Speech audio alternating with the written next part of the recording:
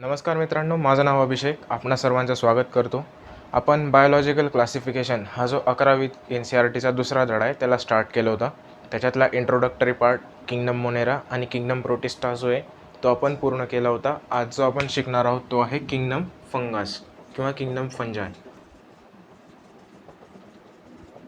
प्रत्येक किंगडममध्ये कोणकोणते ॲनिमल्स इन्क्लूड होत असतात हे आपण शिकलेलो आहे. जसं की मोनेरामध्ये जे ते युनिसेल्युलर आणि प्रोकॅरियोटिक म्हणजे युनिसेल्युलर आणि यांच्यामध्ये न्यूक्लियस नाही असे जे ऑर्गॅनिझम होते त्यांना आपण किंगडम मोनेरामध्ये इन्क्लूड केलं होतं. किंगडम प्रोटिस्टामध्ये आपण इन्क्लूड केलं होतं युनिसेल्युलर आणि युकॅरियोटिक म्हणजे युनिसेल्युलर मात्र ज्यांच्यामध्ये न्यूक्लियस प्रेझेंट आहे अशांना आपण किंगडम प्रोटिस्टामध्ये टाकलं. किंगडम फंगसमध्ये जे ऑर्गॅनिझम आहे ते मल्टीसेल्युलर आहेत. त्यांच्यामध्ये लूज टिश्यूपर्यंत म्हणजे अनेक सेल एकत्र येऊन एक टिश्यू बनवत असतात. तिथपर्यंतचे जे बॉडी ऑर्गनायझेशन आहे ते शो होत असतं. तसंच हे जे युकॅरियोटिक आहे म्हणजे यांच्यामध्ये न्यूक्लियस प्रेझेंट असते. किंगडम फंगस जी आहे ती फोटोसिंथेटिक नाही, ती जी आहे ती हेटेरोट्रॉफिक आहे. हे स्वतःचे अन्न स्वतः बनवू शकत नाही, हे स्वतःच्या अन्नासाठी दुसऱ्यांवर निर्भर असतात, म्हणून आपण त्यांना हेटेरोट्रॉफिक ऑर्गॅनिझम म्हणत असतो. Kingdom fungi are heterotrophic.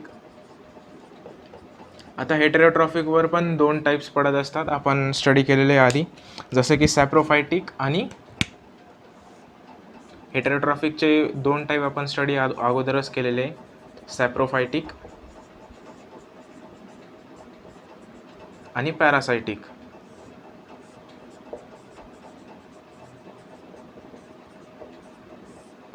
Parasitic कोण नसतात, जे डिपेंड ऑन लिव्हिंग ऑर्गॅनिझम, त्यांना आपण पॅरासायटिक म्हणत असतो.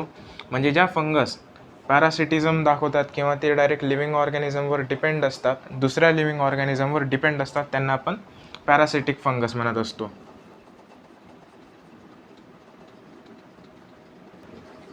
तसंच सॅप्रोफायटिक कोण, जे डेड आणि डिकेइंग ऑर्गॅनिझमवर जगणारे जे ऑर्गॅनिझम आहे त्यांना आपण हेटेरोट्रॉफिक म्हणत असतो. जसं की एक्झाम्पल घ्यायचं राहिलं, समजा हा जो आहे हा एखादा डेड ऑर्गॅनिझम आहे, याच्यावर जी आहे ती एखादी फंगस ग्रो झाली. ही रफ डायग्राम काढतोय फंगसची, समजून घ्या ही एक फंगस आहे. तर हे काय करतील, ही फंगस काय करेल, एन्झाईम सिक्रेट करेल त्या डेड ऑर्गॅनिझमवर. जे एन्झाईम आहे ते त्याच्यावर सिक्रेट होईल. फंगसने काय सिक्रेट केलं, एन्झाईम सिक्रेट केलं. आता हे एन्झाईम काय करेल, हा जो डेड ऑर्गॅनिझम आहे याच्यातलं जे कॉम्प्लेक्स ऑर्गॅनिक मॅटर आहे त्याला सिम्पल ऑर्गॅनिक मॅटरमध्ये कन्वर्ट करतील हे एन्झाईम.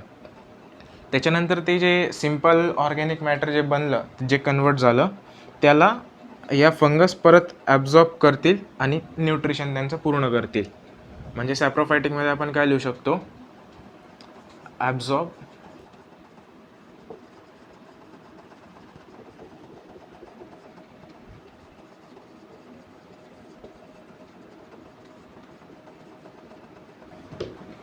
या प्रकारे. सॅप्रोफायटिकमध्ये आपण लिहू शकतो absorb simple organic matter from dead and decaying organism. त्याचं जे एक्सप्लेनेशन आहे ते इथं दिलं मी. त्याच्यानंतर किंगडम फंगस ज्या आहेत त्या सिम्बायोटिक रिलेशनशिपसुद्धा दाखवत असतात.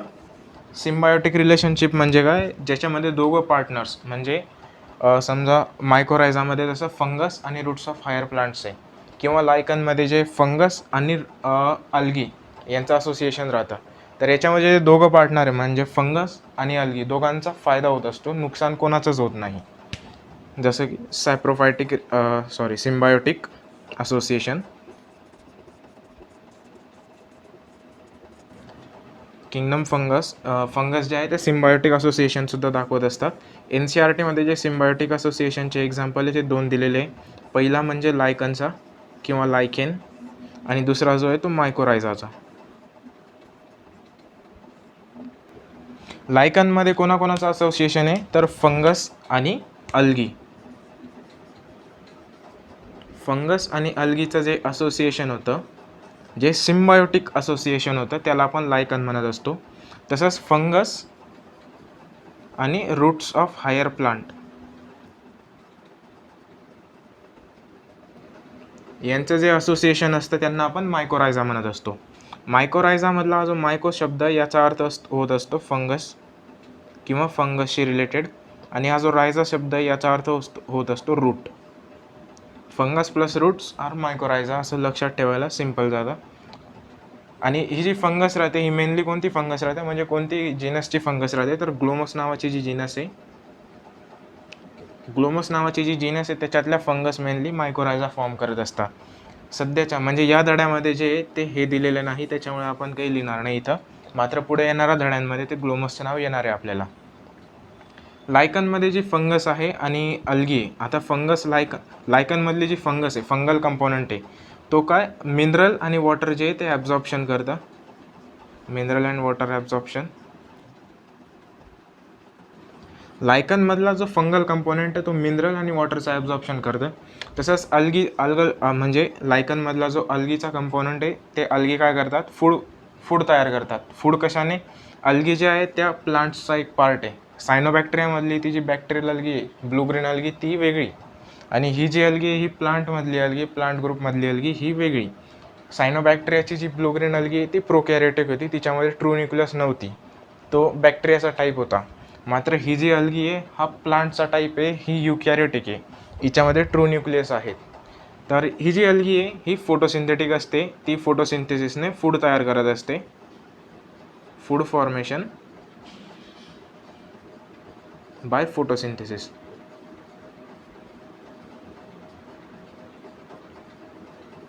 आता सिम्बायोटिक रिलेशनशिप म्हणजे काय, दोघांचा फायदा होत असतो, दोघं कंपोनंट्सचा किंवा दोघं पार्टनर्सचा. फंगसने जे मिनरल आणि वॉटर ॲब्झॉर्प्शन केलं ते प्रोव्हाइड करेल अल्गीला, कारण की अल्गी जे आहे ती मिनरल आणि वॉटर ॲब्झॉर्प्शनसाठी एवढं म्हणजे चांगल्या प्रकारे करू शकत नाही, एवढं इफिशियंट नाही आहे. तसंच अल्गी जी आहे ती फोटोसिंथेटिक आहे, म्हणजे फूड फॉर्मेशन करते. आता हे जे फूड फॉर्मेशन आहे ते फंगसला प्रोव्हाइड केलं जाईल. फंगस जी ती फोटोसिंथेटिक नाही, त्याच्यामुळे ते स्वतःचं अन्न स्वतः तयार करू शकत नाही. अल्गीने फोटोसिंथेसिसने अन्न तयार केलं, ते अन्न फंगसला प्रोव्हाइड केलं. फंगसने जे फंगल फिलामेंटस असतात त्याच्यामुळे त्या मिनरल आणि वॉटर जे आहे ते चांगल्या प्रकारे ॲब्झॉर्ब करू शकतात. त्यांनी ते मिनरल आणि वॉटर ॲब्झॉर्ब केलं आणि ते अल्गीला प्रोव्हाइड केलं. या प्रकारे जे त्यांचं असोसिएशन सिम्बायोटिक आहे, म्हणजे दोघांचा फायदा होत असतो. आणि लायकन कशा दिसतात, लायकन म्हणजे काय, मराठीत आपण दगडफूल म्हणत असतो. लायकनला मराठीत आपण दगडफूल म्हणत असतो, त्याला आपण याच्या मसाल्यांमध्ये वापरत असतो. तसंच लायकन जे आहे ते पोल्युशन इंडिकेटरसुद्धा आहे, म्हणजे त्या जिथं पोल्युटेड एरिया आहे तिथं लायकन ग्रो करत नाही. जे एकदम नॅचरल एरिया आहे, म्हणजे तिथं पोल्युशन एकदमच कमी आहे किंवा नाही, त्या ठिकाणीच लायकन ग्रो करत असतात. ते आपण इथं आपला काही भाग नाही तो, त्याच्यामुळे तुम्ही काही लक्षात ठेवू नका, ते जे आपण इकॉलॉजीमध्ये त्याचा डिटेल स्टडी करणार आहोत. लायकन कशा दिसतात त्याची डायग्राम मी इथं लावतो, एक वेळेस तुम्ही बघून घ्या. NCERTमध्ये ती डायग्राम नाही, फक्त तुम्हाला आयडिया यावा त्याच्यासाठी मी ती डायग्राम लावली. आणि मायकोरायझामधली ही जी फंगस आहे ती ग्लोमस नावाची सांगितलंच मी, आणि रूट्स ऑफ हायर प्लांट्स. आता ही जी फंगल कंपोनंट आहे याच्याने काय होतं, हे जे रूट्स आहे यांचा सरफेस एरिया वाढवून टाकते. फंगस फिलामेंटस असते, वॉटर आणि मिनरल जे चांगल्या प्रकारे ॲब्झॉर्ब करू शकते, त्याच्यामुळे जे वॉटर प्लांट्स आहे त्यांना वॉटर आणि मिनरल जे ते चांगल्या प्रकारे भेटत असतं. आणि तसंच या फंगसमुळे काय होतं, प्लांट्सची जी इम्युनिटी ती वाढत असते, म्हणजे त्यांचा डिसीज होण्याची जी प्रोबॅबिलिटी ती कमी होत असते प्लांट्सची. त्याच्यामुळे हे सुद्धा एक सिम्बायोटिक असोसिएशन आहे, लायकन आणि मायकोरायझा. तर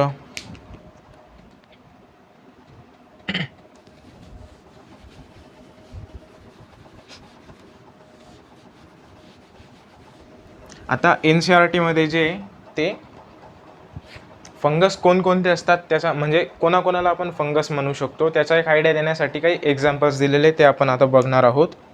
जसं की मशरूम, कॉमन मशरूम झालं, ज्याला आपण खात असतो किंवा ज्याची भाजी बनवत असतो, ते कॉमन मशरूम. तसंच टोडस्टूल, या एक टाईप ऑफ फंगस आहेत, म्हणजे फंगसच आहेत त्या एक, they are fungus. Common mushroom आणि टोडस्टूल या फंगसचाच टाईप आहे किंवा फंगसच आहेत. कॉमन मशरूम ज्या आहेत त्या इडिबल आहेत, म्हणजे त्यांना आपण खाऊ शकतो. मात्र टोडस्टूल जे आहे त्या पॉयझनस असतात, त्यांना आपण खाऊ शकत नाही. टोडस्टूलला टचसुद्धा करायचं नसतं, कारण की त्या टचने सुद्धा आपल्याला पॉयझन आपल्या शरीरात घुसू शकतो. टोडस्टूल कसे दिसतात त्याची डायग्राम मी इथं लावतो, एक वेळेस बघून घ्या. NCERTमध्ये डायग्राम नाही, फक्त आयडिया येण्यासाठी मी लावलेली ती. त्याच्यानंतर जे आपण व्हाईट मस्टर्डचं जे पान आहे, मस्टर्ड म्हणजे काय, मोहरी किंवा सरसो, हिंदीमध्ये म्हणतात सरसो, मराठीमध्ये म्हणतात मोहरी. त्याचे जे पान आहे त्याच्यावर जे व्हाईट स्पॉट दिसतात ते सुद्धा फंगसने होत असतात, आणि त्याच्यासाठी जी फंगस रिस्पॉन्सिबल आहे तिला आपण अल्ब्युगो म्हणत असतो. White spot seen on mustard leaves are due to parasitic fungus.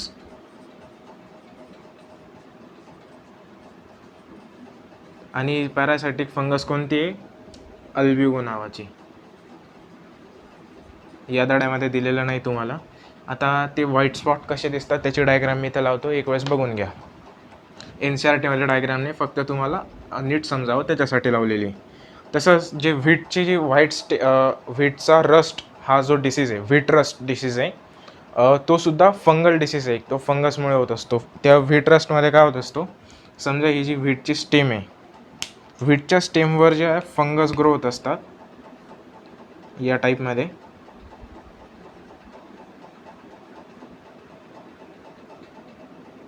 आणि व्हीटची जी स्टेम आहे ती अशी रस्ट म्हणजे गंजलेली वाटायला लागते.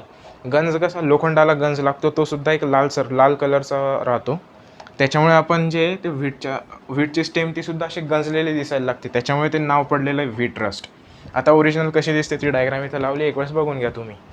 ती डायग्राम NCERTमध्ये गिवन नाही, फक्त मी समजण्यासाठी लावतो इथं.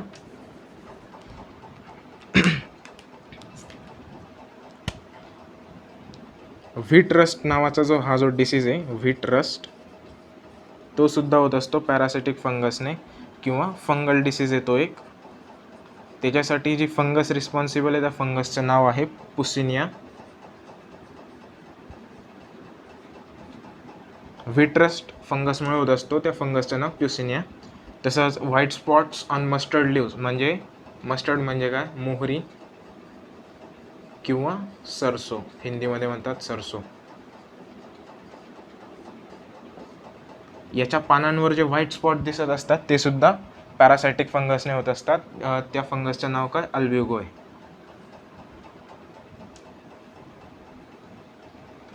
ब्रेडवर आपण बघत असतो, ब्रेडवर बुरशी लागत असते. ती जी बुरशी लागते ती सुद्धा एक फंगस आहे, आणि त्या बुरशीचं म्हणजे त्या फंगसचं नाव काय, ब्रेड मोल्ड. ब्रेड मोल्ड जी आहे ती ब्रेडवर होत असते, ऑन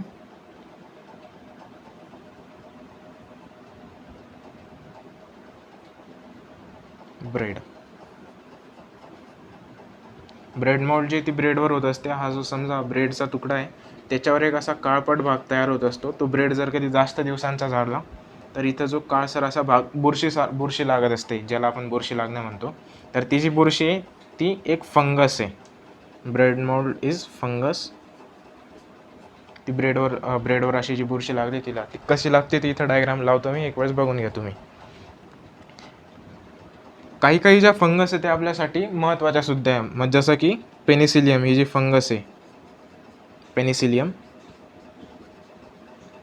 पेनिसिलियम नावाची जी फंगस आहे तिच्यापासून आपण अँटीबायोटिक्स मिळवत असतो. पेनिसिलियम का एक फंगस आहे, तिच्यापासून आपण अँटीबायोटिक मिळवतो. अँटीबायोटिक कशा आपण जे बॅक्टेरियल डिसीज होत असतात तिथं अँटीबायोटिक्स या महत्त्वाचा रोल प्ले करत असतात. जसं की आधीच्या काळांमध्ये प्लेग व्हायचा, प्लेगच्या ज्या साथी यायच्या त्याच्यामध्ये लाखो मनुष्यांचा बळी जायचा, कारण की त्या काळी आपल्याकडे अँटीबायोटिक्स नव्हत्या. तसंच लेप्रोसी म्हणजे कुष्ठरोग जो आहे तो सुद्धा एक बॅक्टेरियल डिसीज आहे. त्याच्यातसुद्धा म्हणजे आधीच्या काळी अँटीबायोटिक्स नव्हत्या आपल्यामुळे, त्याच्याने सुद्धा लोकांचे जीव जायचे. मात्र आजच्या काळात डॉक्टर लोक सिंपल अँटीबायोटिक देऊन कोणताही बॅक्टेरियल डिसीज त्याचा नष्ट करू शकतात, बॅक्टेरियल डिसीजला नष्ट करू शकतात, पेशंट्सचा जीव वाचवू शकतात. यीस्ट नावाची जी फंगस आहे ती सुद्धा एक महत्त्वाची फंगस आहे, NCERTमध्ये गिवन आहे. यीस्ट. यीस्टला मराठीत काय म्हणत असतात? खमीर म्हणतात. आणि तिचं यीस्टचं जे सायंटिफिक नाव आहे ते सॅकॅरोमायसिस आहे. सॅकॅरोमायसिस. तर यीस्ट आपण कुठं कुठं वापरत असतो? तर ब्रेड बनवण्यासाठी पण वापरतात, मेकिंग ब्रेड. तसंच अल्कोहोलिक बेवरेजेस बनवण्यासाठी सुद्धा वापरतात.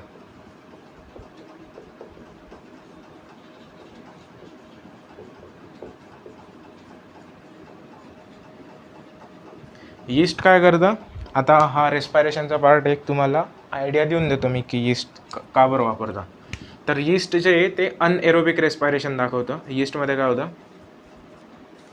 समजा एक ग्लुकोज आहे C6H12O6, तर अनएरोबिक रेस्पायरेशन होईल यीस्टमध्ये ऑक्सिजनच्या ॲब्सेन्समध्ये. जेव्हा ऑक्सिजन प्रेझेंट नसेल तेव्हा अनएरोबिक रेस्पायरेशन होत असतं. अनएरोबिक रेस्पायरेशन झालं की हा जो ग्लुकोज आहे तो कन्वर्ट होतो कार्बन डायऑक्साईडमध्ये, प्लस जो दुसरा बाय प्रोडक्ट भेटतो तो आपल्याला भेटतो अल्कोहोल. आणि इथं कोणता भेटेल अल्कोहोल? तर मिथॅनॉल भेटेल, C2H5OH. मिथॅनॉल नाही, सॉरी, इथॅनॉल. 2 कार्बनचा जो अल्कोहोल आहे तो इथं भेटतो, सोबत कार्बन डायऑक्साईड भेटतो. तर ही जी प्रोसेस आहे हिला अनएरोबिक रेस्पायरेशन म्हणतात. आता ब्रेड बनवण्यासाठी का बरं वापरतात? हा जो CO2 आहे हा जेव्हा रिलीज होईल आणि आपण यीस्ट टाकला, म्हणजे त्या पिठामध्ये आपण यीस्ट टाकला, तर अनएरोबिक रेस्पायरेशन होईल, त्याच्यामधनं CO2 रिलीज होईल. CO2 जो आहे तो ब्रेडला पफी बनवतो, म्हणजे असा स्मूथ लागतो तो, असा गच्च लागत नाही, एकदम ब्रेड म्हणजे स्पंजसारखा होऊन जातो तो ब्रेड. त्याच्यामुळे आपण यीस्ट ब्रेड मेकिंगसाठी वापरत असतो. तसंच आता इथं इथॅनॉल आहे, इथॅनॉल तयार होतं आहे, त्याच्यामुळे अल्कोहोलिक बेवरेज मेकिंगसाठी सुद्धा होत असतो. आता एक प्रश्न तुम्हाला येईल की जर कधी इथॅनॉल प्रोड्यूस होतो आहे तर आपण ब्रेड जेव्हा खातो तर आपल्याला नशा का बरं होत नाही? तर या कारणाने ब्रेड जेव्हा आपण बनवतो तर त्याला बेकिंगसुद्धा करावी लागते, बेकिंग करतो आपण.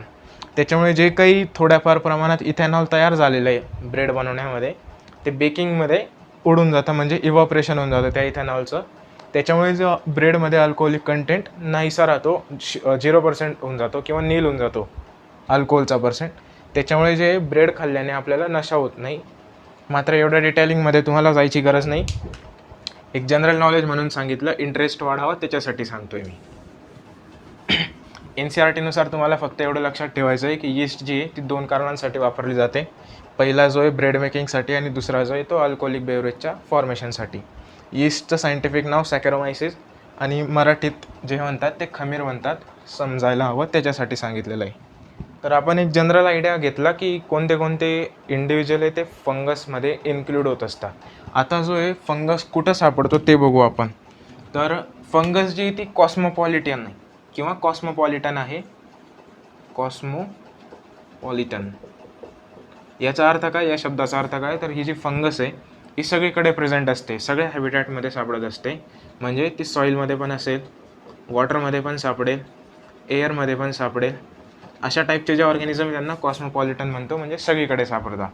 आणि यांचं जे मेन हॅबिटॅट जे आहे ते कुठं असतं? मुख्यत्वे कुठं सापडतात त्या? तर मॉइस्ट आणि ह्युमिड प्लेसेसमध्ये. मॉइस्ट अँड ह्युमिड प्लेसेसमध्ये जे आहे ते मेनली सापडत असतात फंगस. आता रेफ्रिजरेटरमध्ये आपण अन्न ठेवत असतो, तर ते कशासाठी? तर फंगल इन्फेक्शन आणि बॅक्टेरियल इन्फेक्शन आहे त्याच्यापासून अन्नाचा बचाव व्हावा, म्हणजे अन्नाची नासाडी होऊ नये किंवा अन्न जे ते खराब होऊ नये, त्याच्यासाठी आपण त्याला रेफ्रिजरेटरमध्ये ठेवत असतो. रेफ्रिजरेटरमध्ये काय टेम्परेचर कमी असतं, तसेच ह्युमिडिटी आहे तीसुद्धा कंट्रोल्ड असते.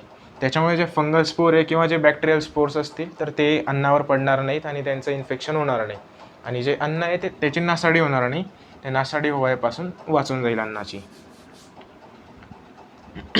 आता फंगस जे आहे त्या कॉस्मोपॉलिटन आणि मॉइस्ट आणि ह्युमिड प्लेसेसमध्ये सापडतात हे आपण बघितलं. फंगसची जी सेल वॉल आहे ती असते कायटिनने बनलेली सेल वॉल जी आहे फंगसची. आता ही जी सेल आहे, समजा सेल सगळ्यात आउटर कवरिंग जी प्रोटेक्टिव्ह कवरिंग राहते तिला आपण सेल वॉल म्हणत असतो. ती जी सेल वॉल आहे ती इथं फंगसमध्ये कशापासून बनलेली असते? कायटिन नावाचा एक सबस्टन्स आहे, केमिकल आहे कायटिन, आणि पॉलिसॅकॅराइड. यांच्यापासून बनलेली राहते फंगसमध्ये.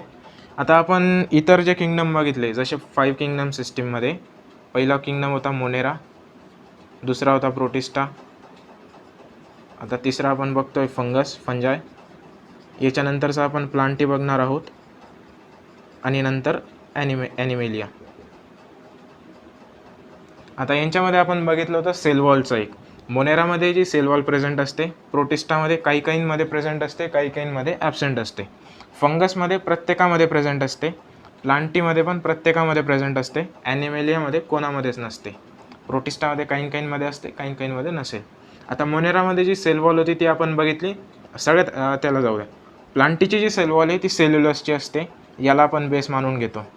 प्लांटीमध्ये जी सेल वॉल असेल ती सेल्युलोजपासून बनलेली राहील. ॲनिमेलियामध्ये तर सेल वॉल नाही, त्याच्यामुळे प्रश्नच येत नाही. फंगसमध्ये जी सेल वॉल आहे ती बनलेली राहते कायटिन या सबस्टन्सने. प्रोटिस्टाच्या सेल वॉलबद्दल NCERTमध्ये भाष्य नाही, आपण ती मानून घेऊ की सेल्युलोजने बनलेली असते. नाही तर मानू नका, तो चुकीचा कन्सेप्ट होऊन जाईल, कारण की NCERTमध्ये याच्याबद्दल काही दिलेलं नाही. मात्र मोनेरामध्ये जी सेल वॉल आहे ती नॉन सेल्युलोजिक असते, आणि ती बनलेली राहते सम अमायनो ॲसिडने आणि पॉलिसॅकराइडने. अमिनो ॲसिड अँड पॉलिसॅकराइड यांच्यापासून बनलेली राहते मोनेरामध्ये. फंगसमध्ये कायटिन आणि पॉलिसॅकराइड.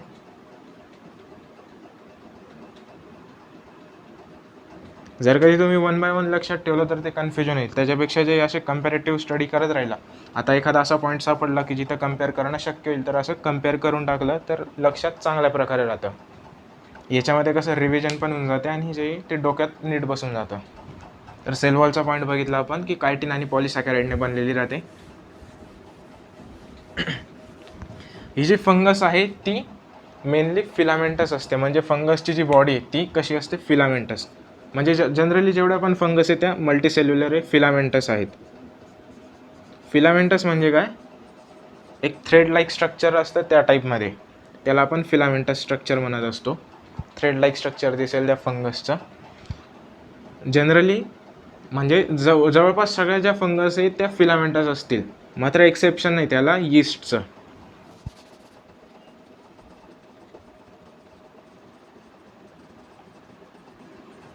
Generally fungus are filamentous. Exception काय, एक्सेप्ट यीस्ट. यीस्टचं दुसरं नाव बघितलं होतं आपण, सॅकॅरोमायसिस.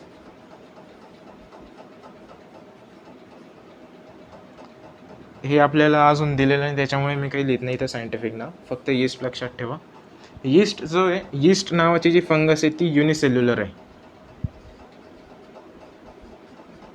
म्हणजे ती सिंगल सेल असते, युनिसेल्युलर आहे. मात्र उरलेल्या जेवढ्या पण फंगस असतील जवळपास सगळ्या फिलामेंटस असतात. आता फंगसची जी बॉडी आहे, म्हणजे हे जे फिलामेंटस त्यांना आपण काय म्हणत असतो, हायपे.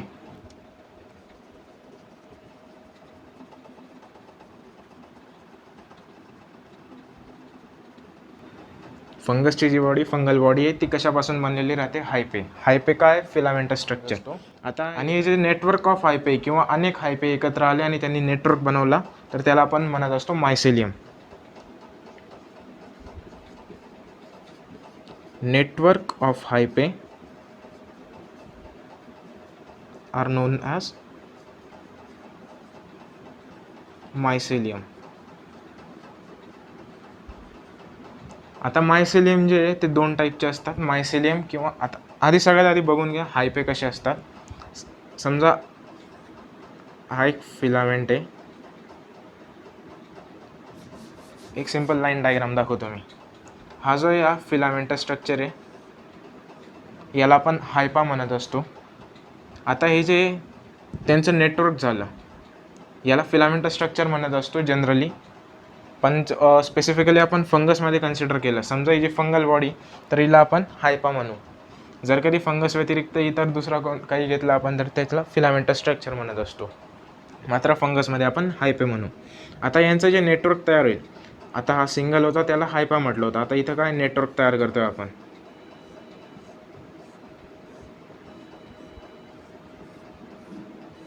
या टाईपचं जे ते नेटवर्क तयार होईल, तर याला आपण काय म्हणू, मायसेलियम म्हणू.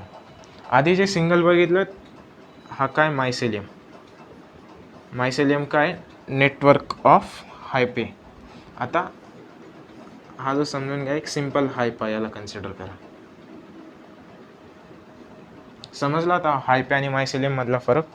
हा जो सिंपल बॉडी आहे त्याला आपण फिलामेंटस स्ट्रक्चर आहे सिंगल, त्याला हायपे म्हणत असतो. आता हे एक दाखवलेलं आहे, रिप्रेझेंटेशन दाखवलेलं आहे. जर कधी सरळ लाईन काढली तर तिच्यामध्ये कन्फ्युजन जाऊ आपण, त्याच्यामुळे जे असे 1-2 ब्रांचेस दाखवून देतो मी. याला आपण हायपे म्हणत असतो आणि त्यांचं जे नेटवर्क होईल त्याला मायसेलियम म्हणत असतो. आता याच्या जर इमेज आहे ती इथं मी लावतो, एक वेळेस तुम्ही बघून घ्या, म्हणजे तुम्ही याच्यापेक्षा जास्त क्लिअर होऊन जाईल तुमचा आयडिया. इथं लावली ती इमेज बघून घ्या. मायसेलियम आणि हायपे ते 2 टाईपचे असतात. मायसेलियम किंवा हायपा जो आहे,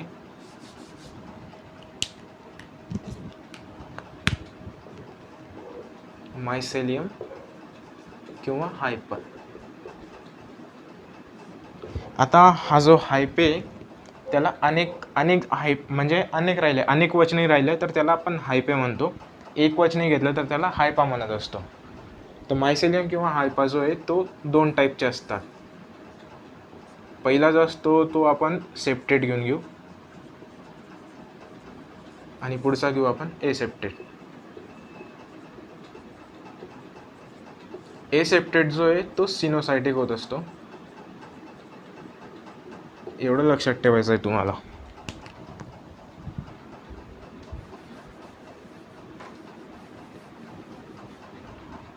आता सेप्टेट हायपा किंवा सेप्टेट मायसेलियम आहे, त्याच्यामध्ये काय होईल, समजा ही जी आहे, हा जो एक हायपा काढला मी, याच्यामध्ये जे सेप्टा प्रेझेंट असतील,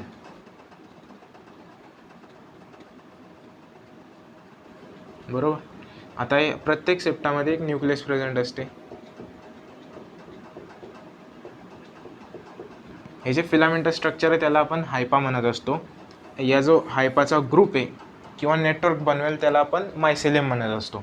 आता सेप्टेट मायसेलियम किंवा सेप्टेट हायपामध्ये काय, सेप्टम प्रेझेंट असतील. हे सेप्टम आहे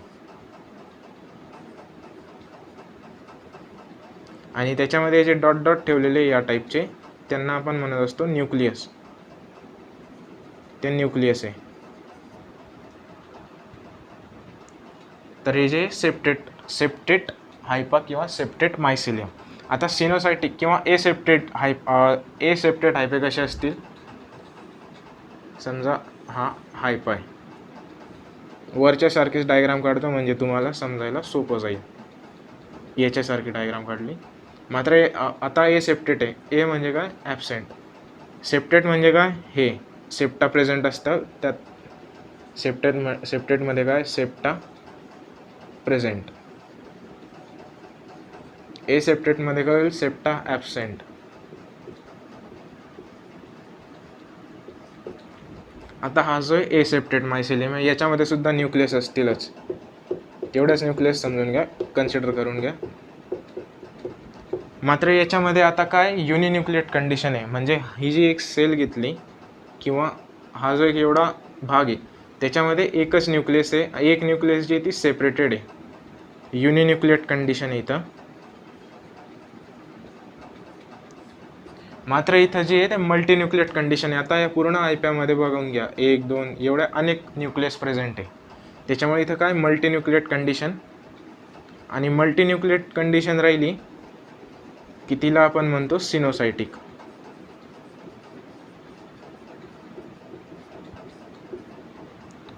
त्याच्यामुळे जे एसेप्टेटला आपण सिनोसायटिक म्हणत असतो. तर मायसेलियमबद्दल एवढ्या 2 गोष्टी NCERTमध्ये दिलेल्या आहेत. तुम्हाला हा पार्ट तुम्हाला लक्षात ठेवायची गरज नाही, हा लक्षात ठेवा, कारण की NCERTमध्ये एवढंच दिलेलं आहे. डायग्राम जी आहे ती NCERTमध्ये दिलेली नाही, मी फक्त एक समजावी त्याच्यासाठी दिलेली, इथं काढलेली डायग्राम. परत एक वेळेस सांगून येतो, मायसेलियमचे 2 टाईपचे असतात, सेप्टेट आणि एसेप्टेट.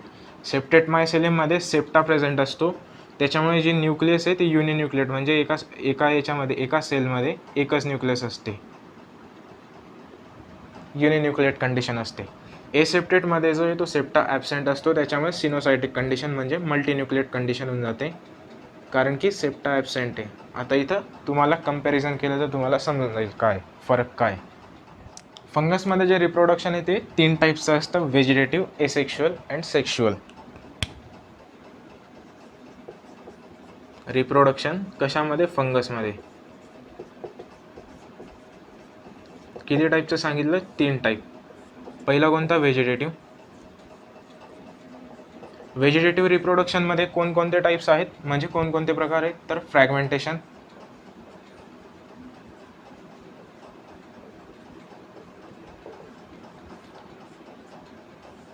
फिजन, फ्रॅगमेंटेशन, फिजन आणि बडिंग. बडिंगच आहे ना.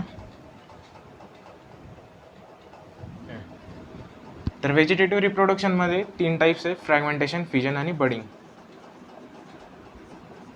या तिघांचे डिटेल्स जे आहेत ते मी आधीच्या लेक्चर्समध्ये सांगितलेलं आहे, परत एक वेळेस इथे एक्सप्लेन करून दिलं मी. जो दुसरा टाईप आहे तो एसेक्शुअल रिप्रोडक्शनचा आहे.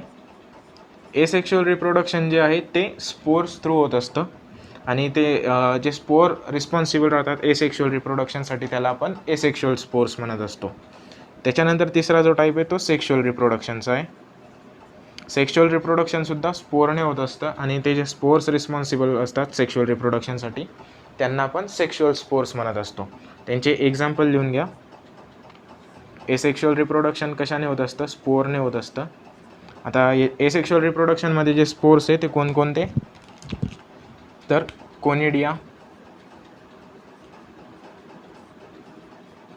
स्पोरॅन्जिओस्पोर आणि झूस्पोर.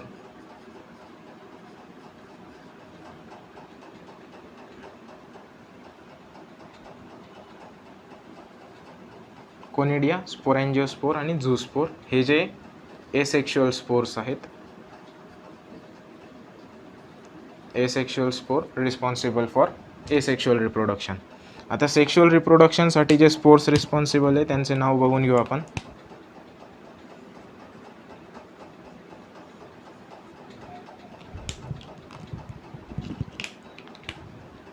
ऊसस्पोर, ॲस्कोस्पोर,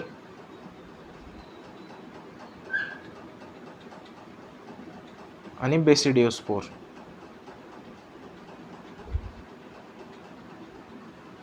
हे सेक्शुअल स्पोर्स आहेत. Sexual spores are responsible for sexual reproduction. आता हे स्पोर कसे तयार झाले ते हॅप्लॉइड आहे, डिप्लॉइड आहे, त्याच्या डिटेलिंगमध्ये म्हणजे जाऊ शकतो. मला शिकवायला काही नाही, मी तर शिकवून देईल. मात्र ते NCERTमध्ये दिलेलं नाही आणि ते शिकून तुमचा टाईम तर म्हणजे वाया नाही जाणार. मात्र तुमच्याजवळ जो लिमिटेड टाईम आहे त्याच्यासाठी ते अपेक्षित नाही आहे. तुम्ही कन्फ्यूज होऊन जाल ते जर कधी शिकायला घेतलं तर. त्याला जवळपास 2 ते 3 लेक्चर्स लागून जातील मला सेक्शुअल स्पोर कसे फॉर्म होतात, कुठं फॉर्म होतात ते सगळं सांगायला. तसंच सेक्शुअल स्पोर कुठं फॉर्म होतात, कसे फॉर्म होतात, कोणतं डिव्हिजन होत असतं, मिओसिस होतं का मायटोसिस होतं ते सगळं सांगितलं तर जवळपास 2 ते 3 लेक्चर होते. मात्र डिटेलमध्ये ते जे आपण ते नंतर बघू. आता फक्त एवढं लक्षात ठेवा की जे स्पोर्स तयार झाले हे फ्रुटिंग बॉडीवर तयार झाले. Spores are form on fruiting bodies.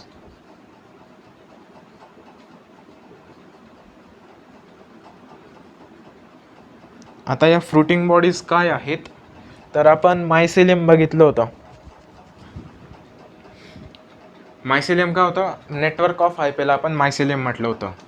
आता जे मायसेलियम ज्याच्यावर स्पोर फॉर्म होतात त्यांना आपण म्हणत असतो फ्रुटिंग बॉडीज. म्हणजे समजा हा एक मायसेलियम आहे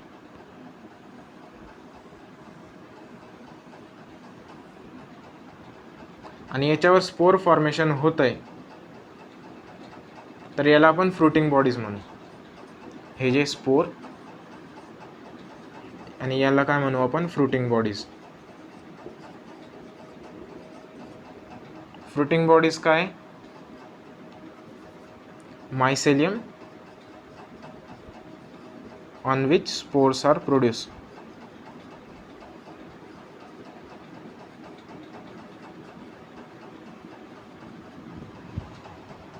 हे जे स्पोर दाखवले मी आणि फ्रुटिंग बॉडीज काय आहे तर अशा मायसेलियम ज्याच्यावर स्पोर तयार झाले. आता एक ब्रेड मोल्डचं एक्झाम्पल घेतलं तर ब्रेड मोल्ड म्हणजे जे ब्रेडमध्ये घुसलेले जे त्यांचे फिलामेंट्स राहतात किंवा मायसेलियम राहतात त्या फ्रुटिंग बॉडीज तयार करत नाही, तर त्या फ्रुटिंग बॉडीज ज्या आहेत त्या ब्रेडच्या सरफेसच्या वर येतात. समजा हा जो ब्रेड आहे तर याच्या 3 डायमेन्शनल व्ह्यू काढावा लागेल आपल्याला. समजा ही जी ब्रेडची अशी ब्रेड ते आपण जो ब्रेड आहे तो असा कन्सिडर केला आहे, असा ही जी साईड आहे ही ती दाखवलेली आहे मी. आता याच्यावर जे मायसेलियम ग्रो करत आहे ते या ब्रेडच्या मध्ये सुद्धा घुसलेले असतील काही काही मायसेलियम, आणि काही काही मायसेलियम जे आहे ते ब्रेडच्या वर असतील, एअरमध्ये असतील, म्हणजे ब्रेडच्या सरफेसच्या वर असतील. आणि त्या मायसेलियमवर जिथं स्पोर प्रोडक्शन होतं आहे त्यांना आपण फ्रुटिंग बॉडीज म्हणू. मायसेलियम जे आहे ते सगळ्याच्या सगळे मायसेलियम आहे, मात्र ज्याच्यावर स्पोर फॉर्म होतं आहे त्यांना फ्रुटिंग बॉडीज म्हणू. फक्त एवढं लक्षात ठेवायचं आहे. मी जे सांगितलं ते ब्रेडचं तुम्ही कन्फ्यूज होत असाल तर त्याला लक्षात ठेवू नका, विसरून जा त्याला.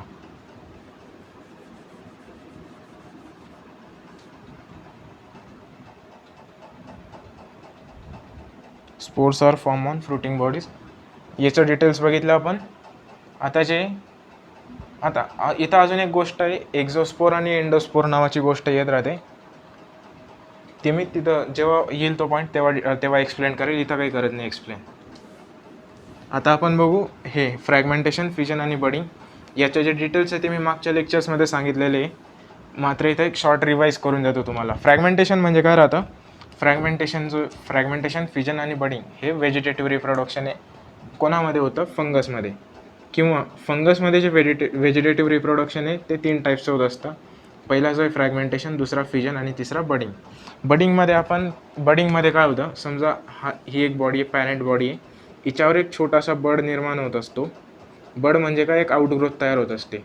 हळूहळू काय होईल? ही जी आउटग्रोथ आहे ती मोठी होत जाईल आणि ही पॅरेंटपासून वेगळी होईल. त्याच्यानंतर ही जी आउटग्रोथ किंवा बड होतात ते एक नवीन इंडिव्हिज्युअल तयार करून घेईल, त्याला आपण काय म्हणत असतो? बडिंग. फिजनमध्ये काय होत असतं? समजा ही एक पॅरेंट बॉडी आहे, हिच्यामध्ये फिशर निर्माण होत असते.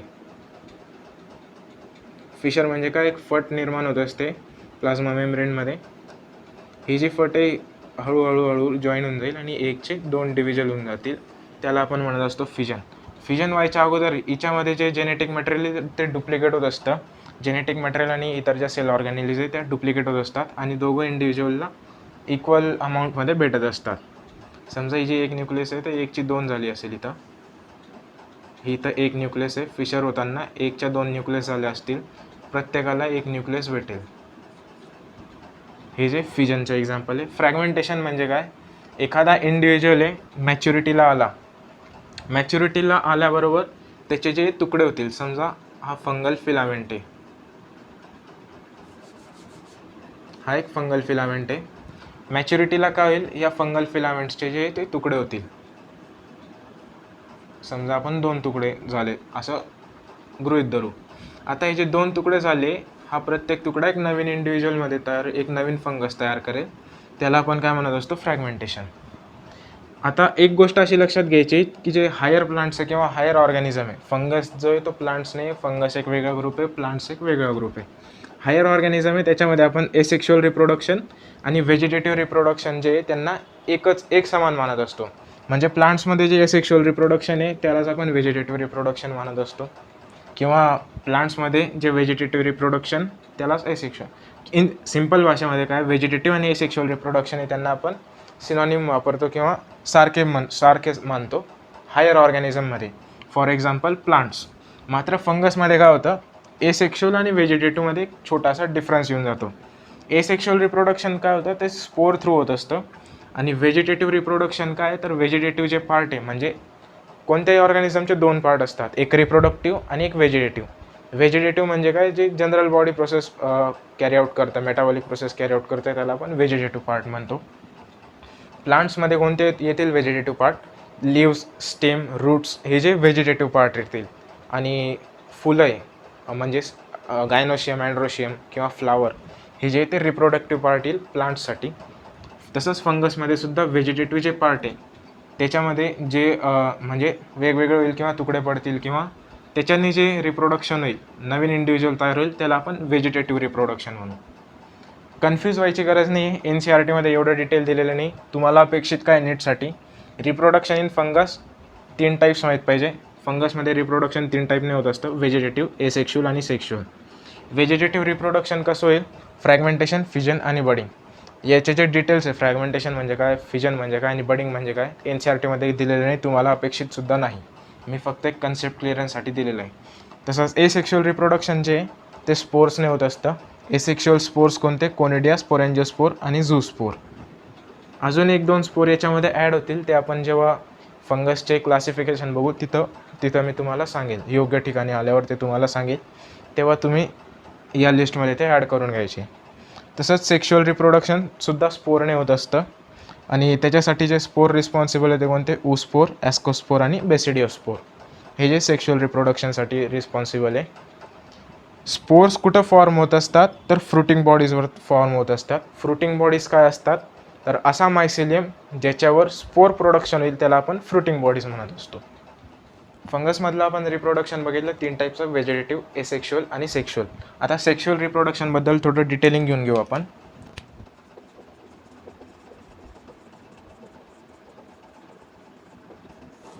तर सेक्शुअल रिप्रोडक्शनमध्ये फंगसमध्ये जे मेनली 3 स्टेप्सने होत असतं.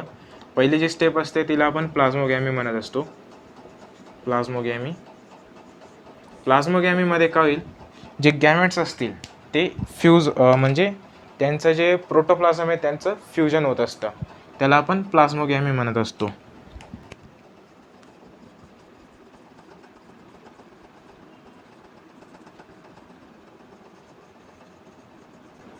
Fusion of protoplasm of 2 gametes. आता हे जे गॅमेट्स आहे हे मोटाईल पण असू शकतात किंवा नॉन मोटाईल पण असू शकतात. गॅमेट्स जे ते ऑलवेज हॅप्लॉइड असतात. हॅप्लॉइड म्हणजे काय? ज्याच्यामध्ये क्रोमोझोमचा सिंगल सेट आहे. समजा ही जी न्यूक्लियस आहे, न्यूक्लियसमध्ये क्रोमोझोम पेयर्समध्ये असतात. आता आपल्यामध्ये जे आहे 46 क्रोमोझोम्स आहेत. ह्युमनची गोष्ट करतोय. 46 क्रोमोझोम आहे म्हणजे त्यांच्या ज्या पेयर्स आहेत त्यात 23 पेयर्स असतील. आता हा एक क्रोमोझोम झाला, हा पेयरमध्ये झाला, हा एक पेयर क्रोमोझोमची, ही जी आहे ही दुसरी पेयर क्रोमोझोमची, ही दुसरी पेयर, तशीच तिसरी पेयर, तशीच चौथी पेयर. अशा किती पेयर्स असतील? 23 पेयर असतील म्हणजे 46 क्रोमोझोम असतील. आणि याला काय म्हणू आपण? Diploid condition. म्हणजे हे जे पेअरिंगमध्ये हा एक क्रोमोझोम, हा एक क्रोमोझोम, हा एक क्रोमोझोम, हा एक क्रोमोझोम, यांची दोघांची एक पेयर, यांची दोघांची एक पेयर, अशा 23 पेयर्स असतील म्हणजे 46 क्रोमोझोम असतील ह्युमनच्या केसमध्ये. हॅप्लॉइडची गोष्ट केली, डिप्लॉइड जे आहे ते कशाने डिनोट करतो आपण? 2n ने डिनोट करतो. 2n म्हणजे एनला काय एक क्रोमोझोम घेतो ते 2n म्हणजे एक पेयर आहे असं या लॉजिकने. आणि जे हॅप्लॉइड कंडिशन तिला आपण n ने डिनोट करतो. त्याच्यामध्ये काय होतं? हा जो क्रोमोझोम आहे तो सिंगल प्रेझेंट असतो. हॅप्लॉइड कुठं असतं? गॅमेट्स जे स्पर्म झाला, ओवम झाला, हे जे गॅमेट्स आहे, स्पर्म जो आहे तो मेल गॅमेट, ओवम किंवा एग जो आहे तो फिमेल गॅमेट, अशांमध्ये हॅप्लॉइड कंडिशन असते. त्याच्यामध्ये जो हा क्रोमोझोमचा सेट नसतो, तो सिंगल म्हणजे पेयर नसते, सिंगल क्रोमोझोम असतो. आता या पेअरमधला एक क्रोमोझोम जाईल, या पेअरमधला एक क्रोमोझोम जाईल या टाईपमध्ये, तर त्याला आपण हॅप्लॉइड कंडिशन म्हणतो. याच्या डिटेलिंगमध्ये आता गेलेलो नाही मी, नीट समजवलेलं नाही, एक्सप्लेन केलेलं नाही, कारण की डिटेल्स जे आपण ते रिप्रोडक्शन चॅप्टरमध्ये किंवा जेनेटिक्सचं जे चॅप्टर येईल तिथं आपण बघणार आहोत. इथं फक्त तुम्हाला एवढं लक्षात ठेवायचं आहे की प्लाझ्मोगॅमी म्हणजे काय? Plasmogamy, fusion of protoplasm of 2 gametes. Gametes काय आहे? ते हॅप्लॉइड असतात. Gametes may be motile, may be non motile, त्याला काय म्हणतो आपण? प्लाझ्मोगॅमी. आता प्रोटोप्लाझम काय? तर समजा ही जी सेल आहे, प्लाझ्मोगॅमीची डायग्राम काढतोय, हे 2 गॅमेट्स आहे, दोघांमध्ये न्यूक्लियस असतील आणि आजूबाजूला जो आहे तो सायटोप्लाझम असेल. ही जी मोठी आहे ही न्यूक्लियस आणि हा सायटोप्लाझम. आता प्रोटोप्लाझम म्हणजे काय? जी सेल मेम्ब्रेन आहे. आता सेल समजा ही सेल वॉल आहे, सेल वॉल आणि सेल मेम्ब्रेनमध्ये डिफरन्स असतो, तो आपण बघणार आहोत. तो सेल स्ट्रक्चरमध्ये तुम्हाला नीट कळेल. इथं फक्त लक्षात ठेवा, सेल वॉलच्या मध्ये जी असते ती सेल मेम्ब्रेन असते. समजा ही जी जाड आहे ती सेल वॉल आहे,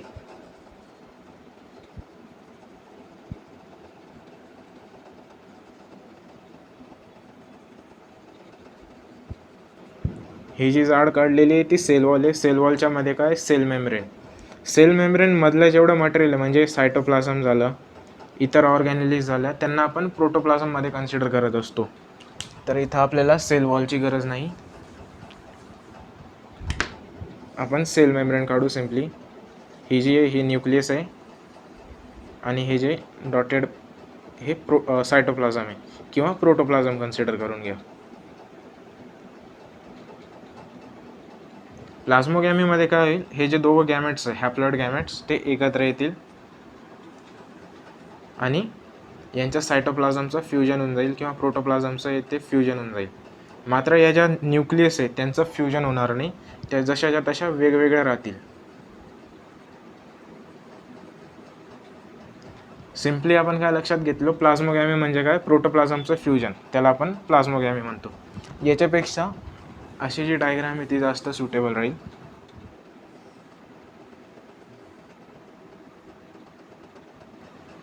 म्हणजे कसं हे वेगवेगळं दिसतंय. तर यांचं जे सायटोप्लाझम आहे ते त्याचं फ्युजन होऊन गेलेलं आहे, त्याला आपण प्लाझ्मोगॅमी म्हणतो. आता पुढची जी स्टेप आहे सेक्शुअल रिप्रोडक्शनमध्ये, दुसरी जी स्टेप आहे तिला म्हणतो आपण कॅरिओगॅमी.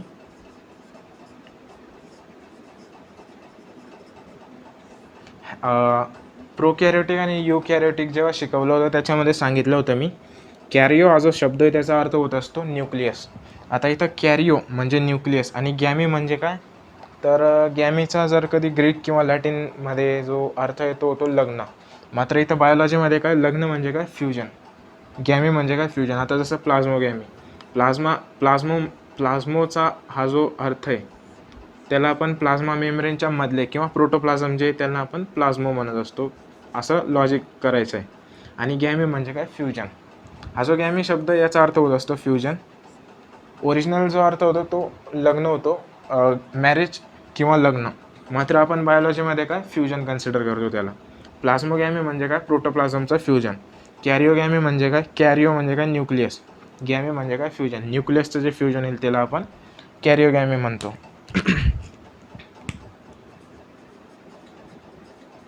Fusion of nucleus is called karyogamy. आता ही जी हिलाच पुढे एक्सटेंड करतो मी. हे ज्या दोन न्यूक्लियस आहे त्या वेगवेगळ्या होत्या. आता कॅरिओगॅमी ही कोणती स्टेप होती आपली, प्लाझ्मोगॅमी. प्लाझ्मोगॅमीमध्ये काय झालं, प्रोटोप्लाझम आहे त्याचं फ्युजन झालं. आता पुढची स्टेप आपण कोणती करतोय, कॅरिओगॅमीची. कॅरिओगॅमीमध्ये काय होईल, ह्या ज्या दोन न्यूक्लियस आहे त्यांचं फ्युजन होऊन जाईल आणि एक सिंगल मोठी सेल तयार होऊन जाईल. ही पहिली न्यूक्लियस, ही दुसरी न्यूक्लियस, यांचं फ्युजन झालेलं आहे आणि प्रोटोप्लाझमचं फ्युजन तर आधीच झालेलं होतं. ही जी स्टेप झाली हिला आपण म्हणतो कॅरिओगॅमी. आता हा जो तयार झालेली सेल आहे तिला आपण काय म्हणत असतो, झायगोट म्हणत असतो. दोन गॅमेटचं फ्युजन आणि जी नवीन डिप्लॉइड सेल तयार होत असते. हा जो हॅप्लॉइड होता, गॅमेट होता, हॅप्लॉइड होता, हा सुद्धा गॅमेट होता, हॅप्लॉइड होता. इथपर्यंत जे ते हॅप्लॉइडच होतं, कारण की न्यूक्लियस जे आहेत त्या वेगवेगळ्या. आता ही जी कंडिशन आहे डायकॅरियन आहे, मात्र जास्त वेळ राहत नाही. प्लाझ्मोगॅमी नंतर कॅरिओगॅमी जी ती लगेच होत असते. त्याच्यामुळे झायगोट जो आहे तो डिप्लॉइड कंडिशनमध्ये असतो. याच्यामध्ये सिंगल सेट ऑफ क्रोमोझोम, याच्यामध्ये सिंगल सेट ऑफ क्रोमोझोम. झायगोटमध्ये जो ती न्यूक्लियस फ्यूज झाली त्याच्यामुळे क्रोमोझोमचे सेट जे ते 2 होऊन गेले. आता पुढची जी स्टेप आहे सेक्शुअल रिप्रोडक्शनमध्ये फंगसमध्ये ती आहे मिओसिसची. Meiosis in zygote.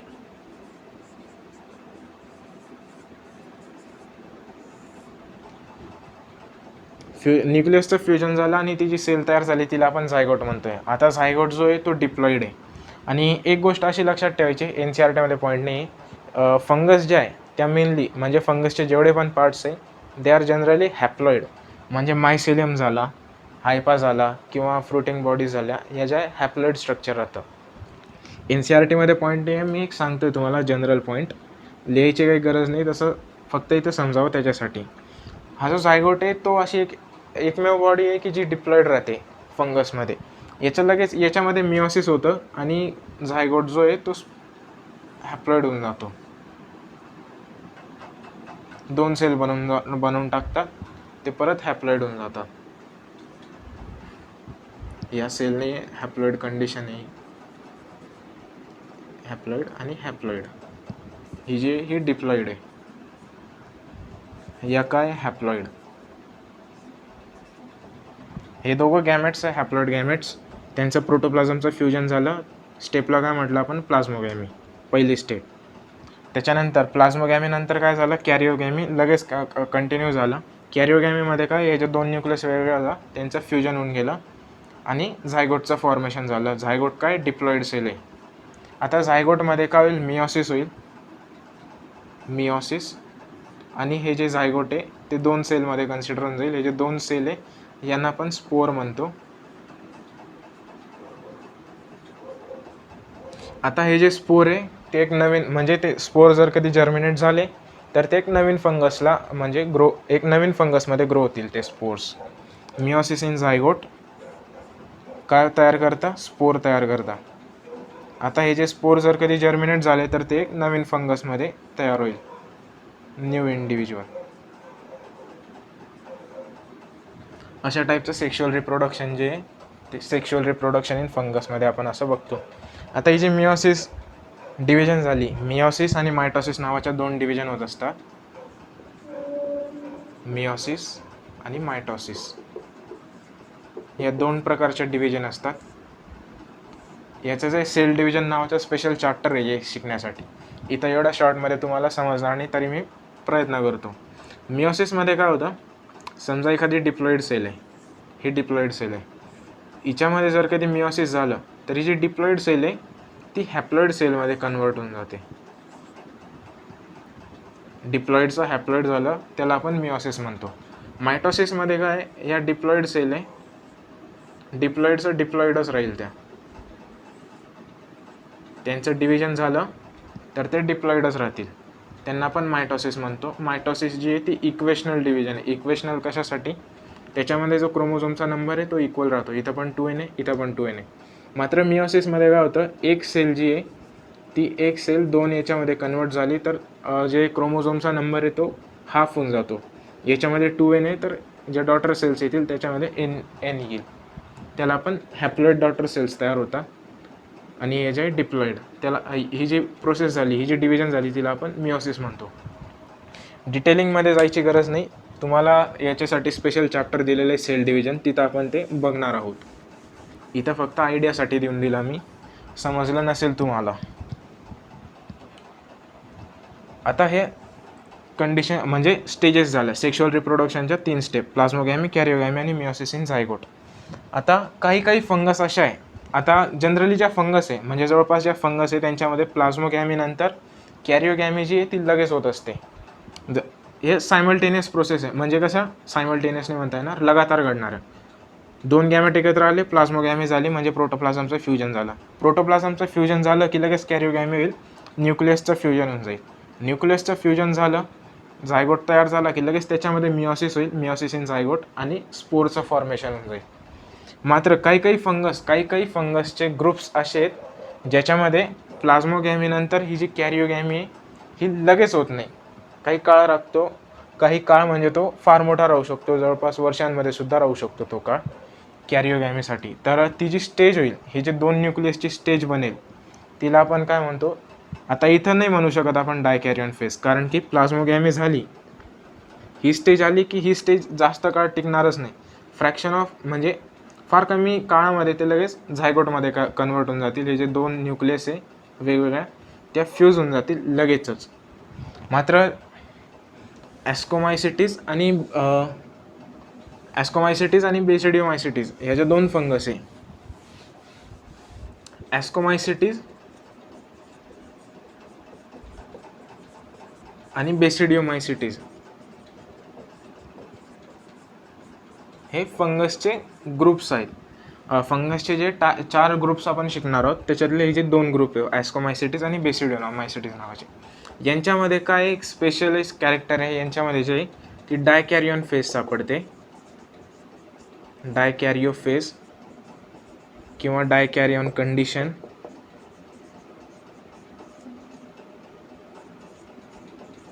जी ती आपल्याला सापडत असते.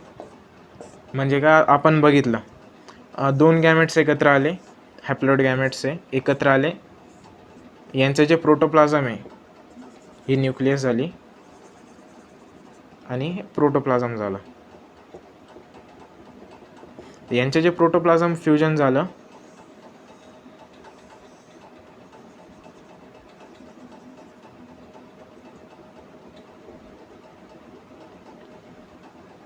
ही स्टेप कोणती होती? प्लाझ्मोगॅमी. बरोबर. प्रोटोप्लाझम आहे त्यांचं फ्युजन झालं. आता प्रोटोप्लाझमचं फ्युजन झाल्यानंतर कॅरिओगॅमी ती लगेच परफॉर्म होत असते. प्रोटोप्लाझमचं फ्युजन झालं जे सायटोप्लाझम आहे, प्रोटोप्लाझम म्हणजे काय? सायटोप्लाझम झालं. त्याच्यानंतर इतर ज्या सेल ऑर्गॅनेलचे सेल मेम्ब्रेनमधले जेवढे पण लिव्हिंग मटेरियल त्याला आपण प्रोटोप्लाझम म्हणत असतो, त्यांचं फ्युजन झालं की या टाईपमध्ये दिसेल. मात्र न्यूक्लियसचं फ्युजन झालेलं नसेल. न्यूक्लियसच्या फ्युजनला आपण कॅरिओगॅमी म्हणतो. प्रोटोप्लाझमचं फ्युजन झाल्याबरोबर कॅरिओगॅमी परफॉर्म होते आणि झायगोट तयार होऊन जातो. हे जे 2 न्यूक्लियस आहे त्यासुद्धा फ्यूज होऊन जातात आणि प्रोटोप्लाझम तर फ्यूजच होतं. ही जी सेल आहे तिला आपण झायगोट म्हणत असतो. ही डिप्लॉइड होऊन जाते. मात्र काही स्पेसिस अशा आहे जसे की ॲस्कोमायसिटीज आणि बेसिडियोमायसिटीज, त्याच्यामध्ये ही जी स्टेप आहे ही म्हणजे कॅरिओगॅमी ही जी स्टेप आहे न्यूक्लियसचं फ्युजन ती लगेच परफॉर्म होत नाही. तर कॅरिओगॅमीसाठी फार काळ लागत असतो. जसं की आता प्लाझ्मोगॅमी झाली, प्रोटोप्लाझमचं फ्युजन झालं. आता ह्या टाईपची जी सेल आहे ही फार काळ अशीच राहील.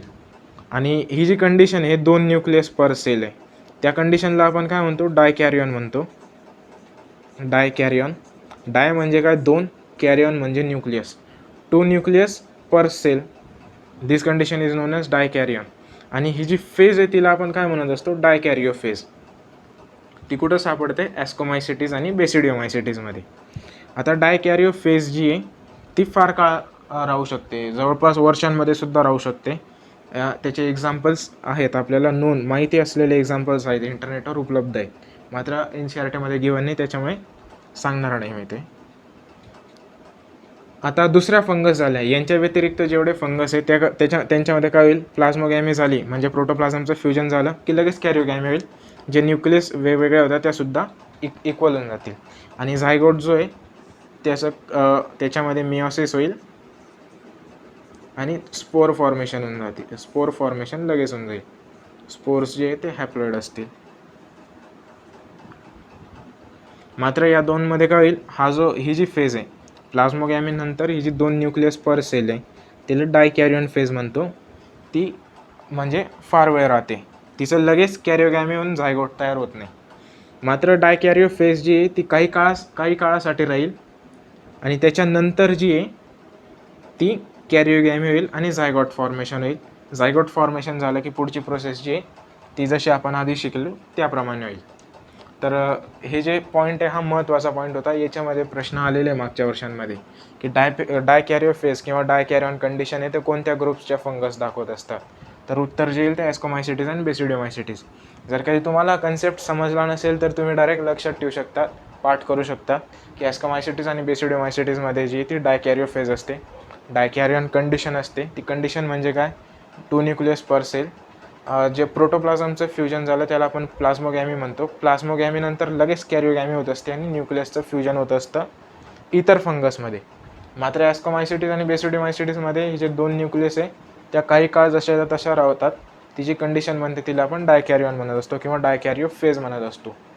त्याच्यानंतर डायकॅरियो फेज जे आहे काही काळ अशी राहील, त्याच्यानंतर त्याच्यामध्ये कॅरिओगॅमी तर होणारच आहे, त्याला प्रश्न म्हणजे विषयच नाही. कॅरिओगॅमी तर होणं मस्ट आहे, कॅरिओगॅमी होईलच. मात्र काही काळ जर कधी डायकॅरियन कंडिशन राहिली तर म्हणजे 2 न्यूक्लियस कंडिशन राहिली तर तिला आपण डायकॅरियो फेज म्हणतो किंवा डायकॅरियन म्हणतो. आणि ती कुठं ॲस्कोमायसिटीस आणि बेसिडियोमायसिटीस. आता डायकॅरियॉन नंतर कॅरिओगॅमी होईल आणि झायगोट फॉर्मेशन होईल. झायगोट फॉर्मेशन झालं की त्याच्यामध्ये मिओसिस होईल. मिओसिस झालं की हॅप्लॉइड स्पोर्स तयार होतील. आता हे जे हॅप्लॉइड स्पोर्स तयार झालेले आहे हे यांचं जर्मिनेशन झालं की एक नवीन इंडिव्हिज्युअल फंगस तयार होत असते. सेक्शुअल रिप्रोडक्शनबद्दलचे ते एवढंच दिलेलं आहे. आता फंगसचे जे क्लास आहे क्लासिफिकेशन केलेलं आहे ते आपण 4 ग्रुप्समध्ये केलेलं आहे. जसं की फंगस जे आहे ते क्लासिफाईड इंटू 4 ग्रुप्स. 4 ग्रुप्स कोणते?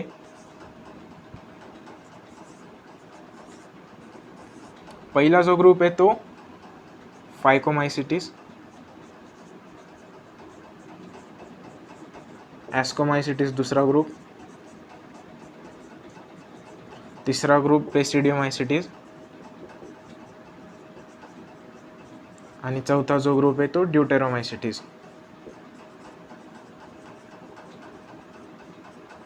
हे जे क्लासिफिकेशन केलं हे आपण कोणाच्या बेसिसवर केलं तर मायसेलियमची morphology classified on the basis of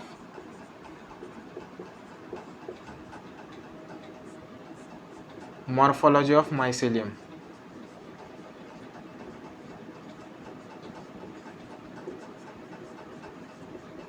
म्हणजे मायसेलियम जो आपण स्टडी केला ग्रुप नेटवर्क ऑफ हायपे त्याची मॉर्फोलॉजी म्हणजे तो सेप्टेट आहे का एसेप्टेट आहे म्हणजे सिनोसायटिक आहे.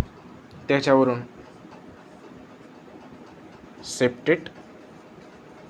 सेप्टेट आहे का एसेप्टेट आहे. एसेप्टेट म्हणजेच काय सिनोसायटिक म्हणजे मल्टीन्यूक्लिएट. त्याच्यावरून आपण क्लासिफाय केलं. त्याच्यानंतर दुसरा आपण काय धरलं तर फ्रुटिंग बॉडीजचा टाईप कोणता आहे त्याच्यावरून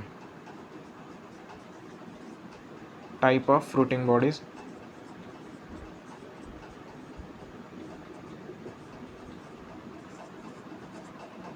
याच्यावर आहे. आणि तिसरा जो आहे तो आहे स्पोर्सचा type of formation of spore किंवा स्पोर फॉर्मेशन च्या टाईपवर आपण जे ते क्लासिफाय केलं. आता स्पोर फॉर्मेशन कसं एक्झोजिनस स्पोर तयार झाले का एंडोजिनसली तयार झाले. एक्झोजिनसली तयार झाले का एंडोजिनसली तयार झाले.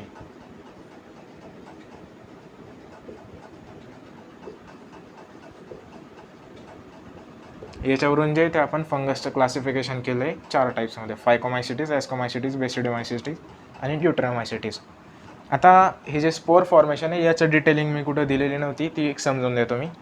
आपण जे फ्रुटिंग बॉडीज बघितली फ्रुटिंग बॉडीज या टाईपमध्ये आपण बघितल्या होत्या. फ्रुटिंग बॉडीज काय असे मायसिलियम किंवा असे हायपे फंगसचे असे हायपे ज्याच्यावर स्पोर फॉर्मेशन होत असतं त्यांना आपण काय म्हणतो फ्रुटिंग बॉडीज.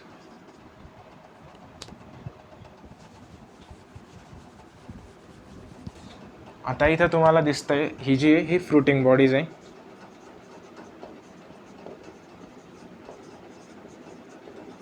आणि हे जे हे स्पोर्स आहेत. आता इथं दिसतंय फ्रुटिंग बॉडीजच्या बाहेर स्पोर प्रोड्यूस झालेले किंवा स्पोर्सच्या भोवती कवरिंग नाही म्हणजे एक बॅगसारखं किंवा कवरिंग जे कवर म्हणतो आपण ते प्रेझेंट नाही. तर असे जे स्पोर्स तयार झाले त्यांना आपण काय म्हणतो एक्झोजिनसली प्रोड्यूस स्पोर्स. एक्झोजिनस स्पोर्स किंवा एक्झोजिनसली प्रोड्यूस स्पोर्स. आता जे एंडोजिनसली प्रोड्यूस असतील त्याच्यामध्ये काय होईल समजा ही जी फ्रुटिंग बॉडीज आहे ही फ्रुटिंग बॉडीज वरून थोडी या टाईपमध्ये होऊन जाते आणि याच्यामध्ये जे ते स्पोर्स प्रेझेंट असतील हे काय स्पोर्स आहेत कोणत्या टाईपचे एंडोजिनस आणि ही काय ही फ्रुटिंग बॉडीज आहे.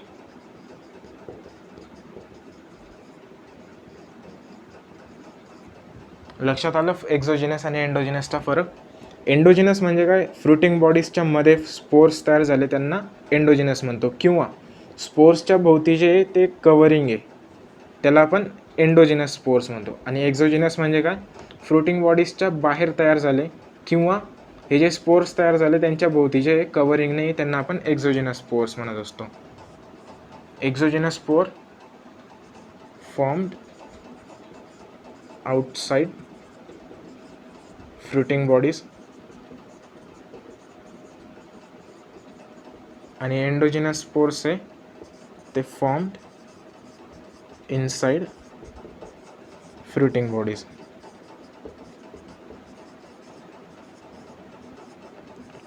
याच्यासाठी एक ट्रिक आहे, ती ट्रिक मी तुम्हाला शेवटी सांगेल.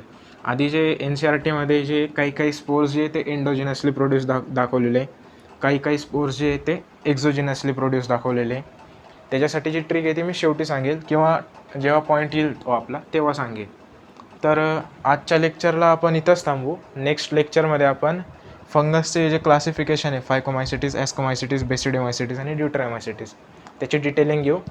आणि त्याच्यानंतरचा जो टॉपिक आहे व्हायरस, व्हायरॉइड आणि प्रायॉन्सचा, तो आपला शेवटचा टॉपिक राहील. त्याच्यानंतर हा धडा संपेल. तर आज आपण इथं थांबू, बाकीचं पुढच्या लेक्चरला बघू.